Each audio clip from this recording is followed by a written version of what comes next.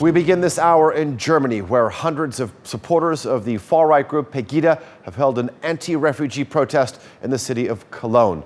A rival and bigger rally in support of asylum seekers was also held in the city. At the same time, German Chancellor Angela Merkel backs calls to make it easier to deport refugees who've committed crimes.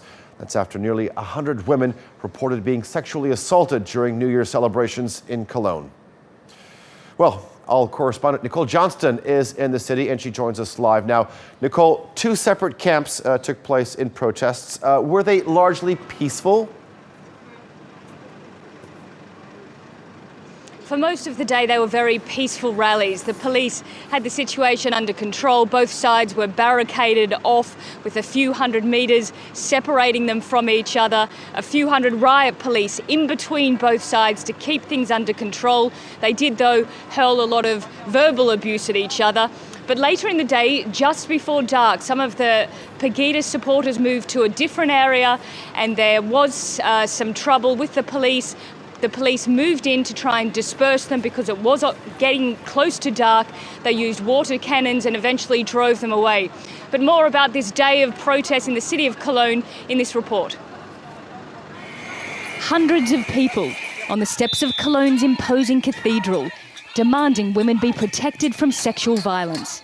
Some travelled from other cities to demonstrate against attacks on women on New Year's Eve. As a woman in Cologne, I want to go wherever I want to go and I want to be whoever I am and I don't want to be harassed because of that. I think we have to defend our rights and we have to show that in this culture, in this Europe, in this Germany, women and men have the same rights. German Chancellor Angela Merkel has been forced to act. Her party has agreed to a proposal to strengthen the powers of police, to check identity papers and to exclude some foreign offenders from being granted asylum. The right to a resident status in an asylum procedure can be lost if someone is convicted on probation or jailed. You can hear how passionate the protests are. These people want the refugees to stay. A few hundred metres away, Pegida says they should go home. And the position on both sides has only hardened since the attacks in Cologne on New Year's Eve. Pegida is a group opposed to Islam and immigration. About 200 of its supporters turned out. Some had run-ins with the police. We are here to blame our government. Our government is responsible for this disaster, what happened here in New Year's Eve. The size of the rally supporting refugees was much larger than the one against them.